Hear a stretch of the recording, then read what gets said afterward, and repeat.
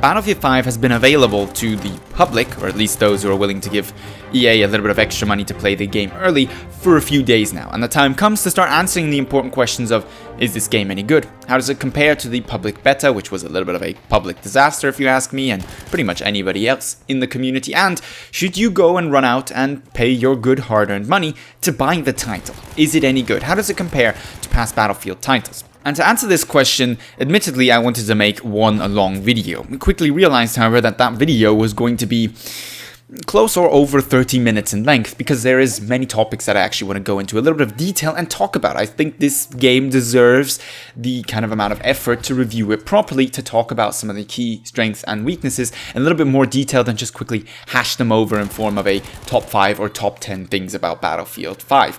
And honestly, if I were making my decisions on whether to buy this game, I would want to have quite a bit of detail as well. So I've decided to basically split this video into two parts. The good, this video, and the bad, the video coming out probably tomorrow if I can get it released in time.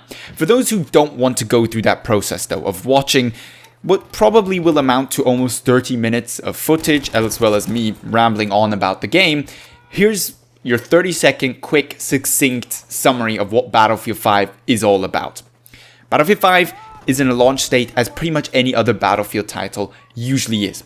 It's not perfect, it's not a disaster. It combines some technical problems, not anywhere close to what was a problem in Battlefield 4, but not as good in terms of stability as Battlefield 1 was, with some content, mechanic issues that may or may not get ironed out through the life cycle of this game.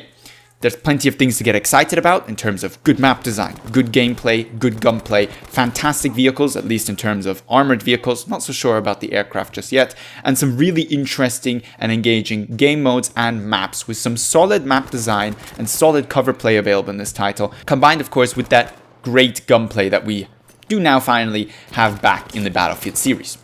That's not to say there isn't issues with the game. Amongst them are kind of visibility issues, technical bugs and glitches, a little bit little in terms of quantity of content, but of course, taking into account that we do have the Tides of War aspect to this game, that problem is likely only temporary.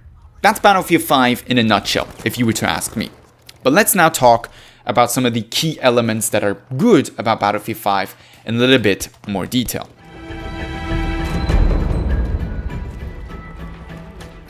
Starting off with graphics. Now, graphics is the easy bait, the low-hanging fruit when it comes to a Battlefield title, in terms that it always impresses.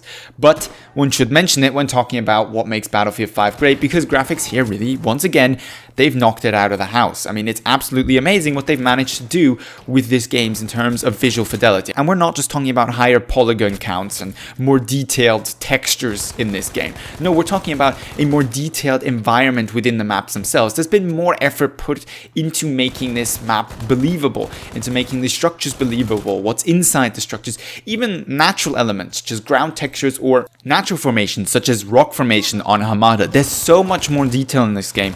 It really is astounding. And you're looking here at a compressed version of either low or medium settings, 1440p Battlefield footage. This doesn't even get close to what the game actually looks like in person. It is absolutely breathtaking. And another element that contributes to this, especially over Battlefield 1, is that it is a much more contrast-rich, colorful environment that we're playing in.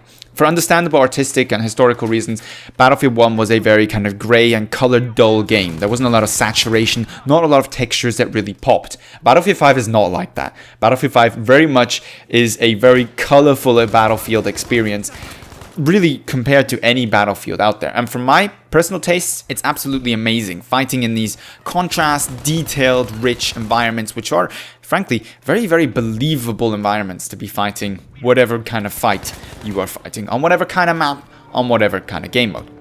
But moving on from graphics.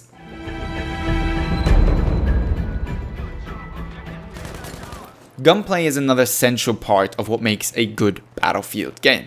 And Battlefield 5 has been almost sold uniquely on the fact from beginning that gunplay is what is going to make this game so good, so much better compared to, for example, Battlefield 1. And frankly, That is a fair analysis. That is absolutely true. Gunplay is one of the strengths of Battlefield 5, and it shows. It's deep, it's detailed, and it's actually quite tricky. You want to get the most out of your weapon. A few hours of messing around with that weapon is not going to do the trick. You're going to need to invest some serious amount of time if you want to learn the full potential of your weapon. When to tap fire, when to single shot fire, how long to burst for, how much recoil control you need to engage with, and what kind of specializations and upgrades you want to apply to that weapon.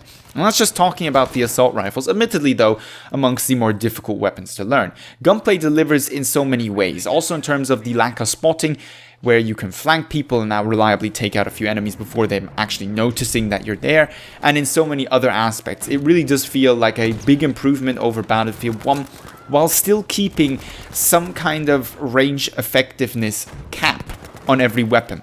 So yes, weapons are more effective at ranges beyond what they should be than in previous games, but they're not game-breakingly strong. We're not talking about Battlefield 4's kind of tap-fire meta where pretty much every gun could be extended to medium-long range, almost, with very few exceptions in the assault rifle category, to be effective. If you just kind of burst it properly, tap-fire properly, and made sure to hit your shots. That's not the case in Battlefield 5, but nevertheless, you've got a good balance between range limited and range effectiveness of weapons and flexibility and freedom of choice to engage those targets even when they're not in your ideal engagement distance.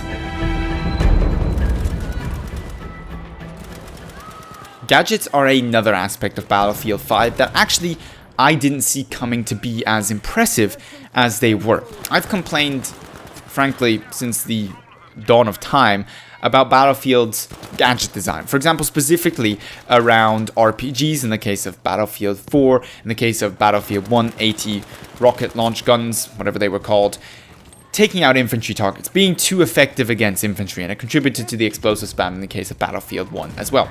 Now, Battlefield 4 has gone for a much more intellectual design when it comes to gadgets. Not only have they managed to really differentiate the different kinds of targets you hit with gadgets. So for example, an RPG or a Panzerfaust or whatever it exactly is called in Battlefield 5 is very ineffective generally against infantry unless you actually directly hit them, which is not too easy to do given that you've got quite a bit of drop on that rocket.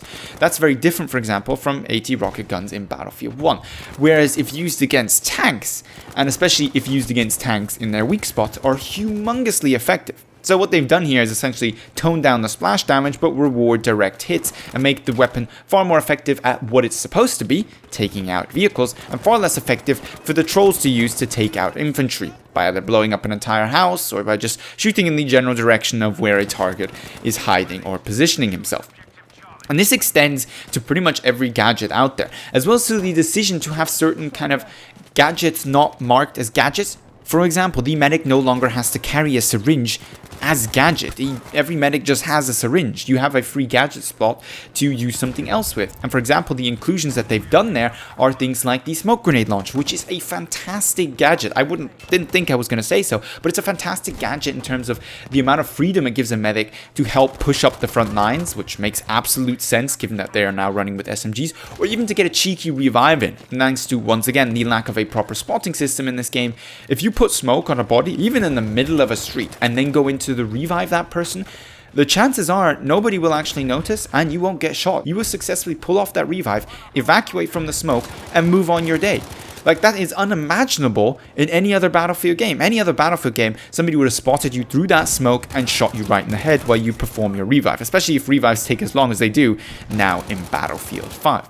These little things, they seem like little things, really make a big difference to me personally when playing Battlefield. It gives me so many more tactical options. It gives me so much more respect for those individuals who have designed these kind of mechanics. Where gadgets also come into play is against vehicles, and we'll talk about vehicles a little bit more detail later on, but the attrition system with the gadget component works very well. You've basically got ammo 2.0 here, where you start off with a decent amount in terms of rocket launchers. This is, for example, 2. In terms of smoke grenades, I think it's also 2, but if you resupply, you get all the way up to 3. So again, encouraging that team play element. You're spawn ready, you're action ready when you spawn, but if your team is got a active support player in your squad, for example, and you've got 2 assaults trying to take out a tank, you can rely entirely on your rockets instead of having to go in for a close quarter kill with grenades or C4, dynamite in this case, to finish the job. And that makes a big difference to how tactical a squad is going to be able to act on the battlefield and how much benefit you'll find with working together in terms of team play.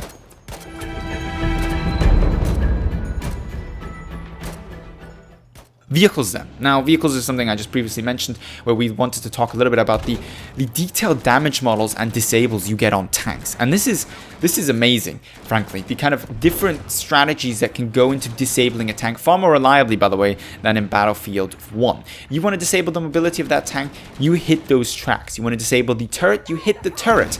And this is, unlike previous Battlefield games, actually feasible as strategy. If you're dealing with a heavy tank, for example, knock out his turret, because his mobility is not the problem in the first place, and if you knock out his turret and get behind, you'll frankly be able to take him out before he's able to finally turn that slow-turning turret now around to actually kill you. If it's a light tank, they're very susceptible to damage in terms of their mobility is what keeps them alive. Take out those tracks and you'll suddenly have a sitting duck with, well, very little health that's easy to take out with a couple of assaults going in for the kill. These kind of little details make a big difference to long-term enjoyment for games like Battlefield and make the relationship between vehicles and infantry all the more fun, engaging, and frankly fair and balanced, which is, again, something you couldn't say about Battlefield 1, given how strong and stupidly overpowered in certain situations tanks could be in that game. Another element to talk about is actually tanks amongst themselves. So the tank class amongst themselves is, if you ask me, as diversified as it ever has been, in the sense that they really are different. You had a light and a heavy tank in Battlefield 1 as well. Yes, different amounts of health, different weapons. The same applies to Battlefield 1. But for example, not big differences in the speed of those tanks or the turrets. Now, admittedly, most tanks didn't have turrets in Battlefield 1. The differences between tanks in Battlefield 5 are just all the more noticeable. I had this game on Frontlines where I opted for a light tank. The enemy was using one medium and one heavy tank. And because of my higher mobility, I managed to basically flank both of those tanks, come in from behind, and win a 2-on-1 or 2 successive 1-on-1s against those tanks before they could even do any serious damage to me. Because by the time they had turned their turret, I had taken them out thanks to the higher amount of damage I can do when shooting them in the rear end. This kind of element was just not a thing in Battlefield 1 because you'd get spotted as tank, first of all, and second of all, speed differences weren't as big, turning radiuses weren't as big, and the case for Battlefield 5. Also, turret speeds, the differences weren't that great. This has changed. Tank classes really do mean a tactical choice between different vehicles on the battlefield and Battlefield 5, and for those who enjoy tanks, that is going to make a big difference. To quickly mention aircraft, I'm not a competent pilot, I'm not somebody who knows too much about planes, and I haven't messed around with planes too much so far. So I don't want to necessarily give a judgment on those planes just yet, because I haven't played enough with them. You'll have to find somebody who really knows something about aircraft. I, for my part, haven't enjoyed them too much so far, to be fair. I find them to be quite unmovable, really kind of long, bad turning radiuses compared to Battlefield 1, which makes it annoying. And the lack of proper spotting on vehicles also means that actually keeping track of a vehicle in a dogfight can be really difficult. This could mean that you've got far more skilled combat. Time will tell. I'm not the right person to ask when it comes to aircraft.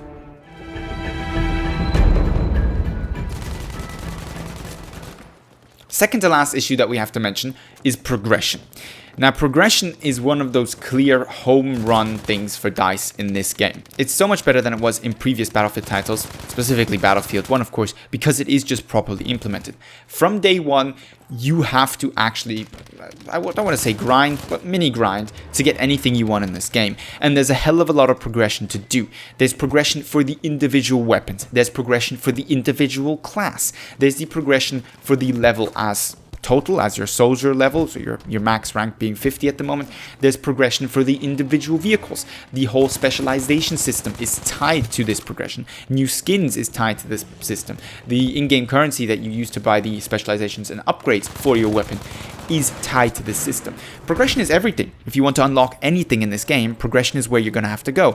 And while it is a bit slow in the beginning and you don't have too many weapons to start off with because of this progression system, admittedly, in terms of long-term enjoyability, this is so much better than what we had in Battlefield 1, and maybe even better than what we had in Battlefield 4. I mean, if you reach a certain level with a weapon, you'll start getting weapon-specific challenges for that weapon, little missions for you to complete, which will unlock rare skins or further challenges for that weapon. I mean, there's a huge amount of kind of in-depth progression available to the player in Battlefield 5 that'll keep you you busy for quite a few hours.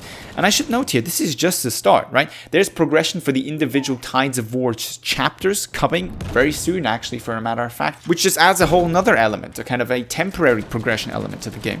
I have no worries when it comes to progression in Battlefield 5. I think they've already nailed it, and I only see it getting better over time.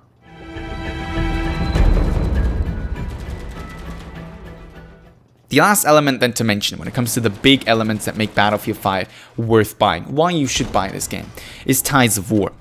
Now, Tides of War is replacing DLC Premium model. That alone is reason enough for it to get on this list of reasons to buy Battlefield 5 because it's so much better by not splitting the player base. But also because of the way we know EA works. This is, I think, actually going to work out quite well. EA wants their money.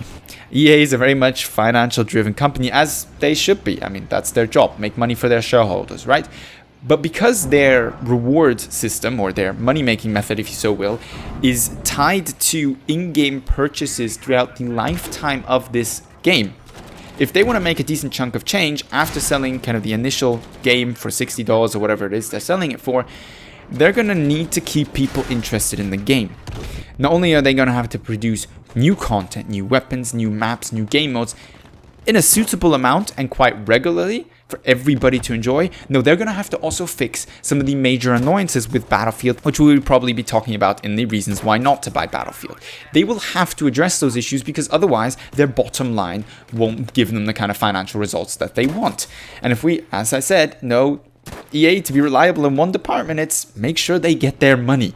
So I've got the utmost confidence that DICE is going to be given the necessary resources to make sure this game is as good as it can be so that it throws off the return that EA wants from its investment in DICE Studios for Battlefield 5. And the fact that this is kind of supported by good logics, by good business, that good business in this case means good results for the players in terms of regular content updates, bug fixes, etc., leaves me somewhat optimistic about the future of this game. Unlike Battlefield 1 or Star Wars Battlefront 2 or whatever other game you want to look at, they can't just slack off and not produce any good content because they won't make the money that they need to make otherwise. So ultimately, where this leaves us is there is plenty of reasons to go and buy Battlefield 5. There's plenty of reasons that suggest that this is a great Battlefield title. I've been enjoying myself so far. I won't deny that at this point. But there is some problems with this game, and we will be addressing those in the next video. As said, for reasons of sanity, I couldn't combine these two to make one super long video. But for now, let me know down below in the comments what your opinions are on Battlefield 5 so far, specifically the good things. I'll be wanting to hear about all those negative aspects, of course, on my next video talking about the reasons why not to buy Battlefield 5. That being said then, if you enjoyed this video, found it helpful, don't forget to give it a thumbs up. But with all that being said, I'd like to thank you very much for watching, and hope to see you in the next Battlefield 5 video.